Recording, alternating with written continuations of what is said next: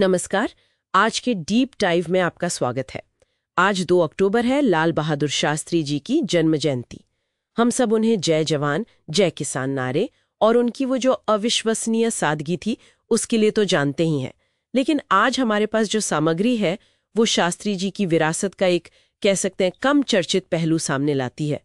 यह है दहेज प्रथा के खिलाफ उनका मजबूत स्टैंड और 1961 के दहेज निषेध अधिनियम को पास कराने में उनकी क्या भूमिका रही। तो आज का हमारा ये डीप डाइव इसी पर है।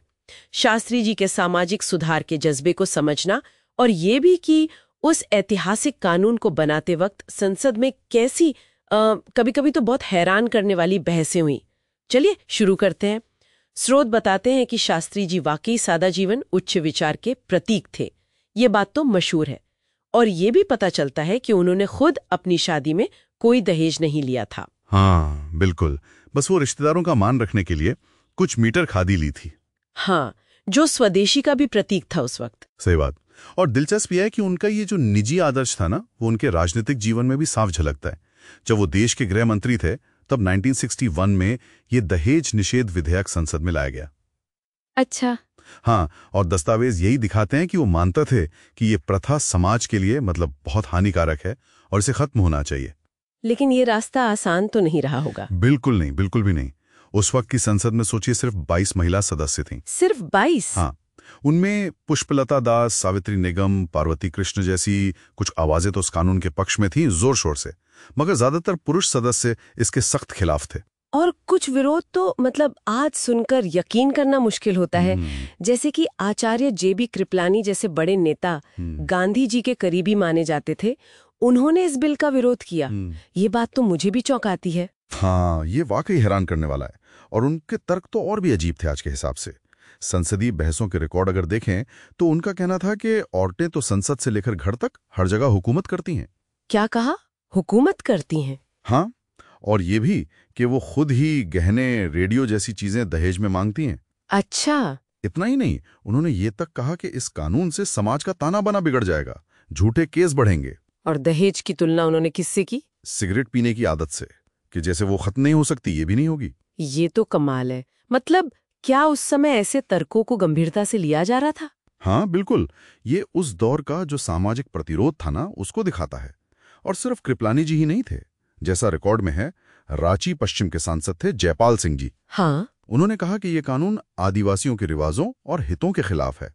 और भी कई ऐसे महिला विरोधी तर्क रखे गए। तो फिर महिला सांसदों का क्या रुख था? वो बेचारी क्या करती, संख्या बहुत कम थी। उन्होंने गरिमा और बराबरी की बात की, पुरजोर दलीलें दी, लेकिन उनकी आवाज दब रही थी। ऐसी मुश्किल स्थिति में शास्त्री जी का क्या स्टैंड था? यहीं पर शास्त्री जी का नेतृत्व सामने आता है। जो भी जानकारी उपलब्ध है उससे यही पता चलता है कि उन्होंने पूरी दृढ़ता से, बिना हिचके, इस विधेयक का समर्थन किया। अच्छा? हाँ, और इससे उन गिनी चुनी महिला सांसदों का हौसला बहुत बड़ा, जो ये लड़ाई अकेले लड़ रही थी एक तरह से। तो ये दिखाता है कि एक नेता का मजबूत इरादा कितना जरूरी होता है। बिल्कुल, मुश्किल हालात में भी राह बना सकता है। तो आखिरकार नतीजा क्या निकला इस सब का? अंततः दहेज निषेध अधिनियम 1961 पास हो गया। पास हो गया? हाँ, संसद के संयुक्त अधिवेशन में। जब लोकसभा और राज्यसभा मिलकर किसी बिल पर फैसला करते हैं, तो ये एक बड़ी जीत थी उस वक्त के हिसाब से। हाँ, ये तो बड़ी जीत थी। हाँ, लेकिन देखिए, कहानियां खत्म नहीं होती। एक महत्वपूर्ण बात जो स्रोत बताते हैं वो ये कि 1961 से लेकर आज तक, 18वीं लोकसभा तक, इतने सालों में? हाँ, इतने सालों में इस कानून को और असरदार बनाने या इसकी कमियों को दूर करने के लिए संसद में कोई खास बहस या संशोधन की पहल वो नहीं हुई है। ये तो सोचने वाली बात है। बिल्कुल। अक्सर जब इसके कथित दुरुपयोग के मामले सुप्रीम कोर्ट पहुंचते हैं तो अदालत भी क्या कहती है, याचिकाकर्ताओं को संसद जाने की सलाह देती है कि भाई कानून बदलना है तो संसद जाओ। तो इसका ये हुआ कि शास्त्री जी सिर्फ जवान और किसान के ही पैरोकार नहीं थे? नहीं, बिल्कुल नहीं। बल्कि देश की महिलाओं, हमारी मातृशक्ति के हितों के भी उतनी ही बड़े संरक्षक थे। ये उनकी शख्सियत का एक ऐसा पहलू है जिस पर अक्सर ध्यान नहीं जाता। सही कहा आपने, अक्सर अनदेखा किया गया मगर बहुत महत्वपूर्ण पहलू। तो ये डीप डाइव हमें शास्त्री जी की विरासत की एक कम चर्चित लेकिन बेहद अहम कहानी सुनाता है। सामाजिक बुराइयों के खिलाफ उनका जो संघर्ष था, निश्चित रूप से। और ये इस बात का सबूत है कि कैसे व्यक्तिगत सिद्धांत और राजनीतिक इच्छा शक्ति मिलकर बड़े सामाजिक बदलाव ला सकते हैं, चाहे सामने कितना ही विरोध क्यों ना हो। उनका वो जो निजी जीवन का आदर्श था और राजनीतिक एक्शन, उसका संगम वाकई प्रेरणा देता है।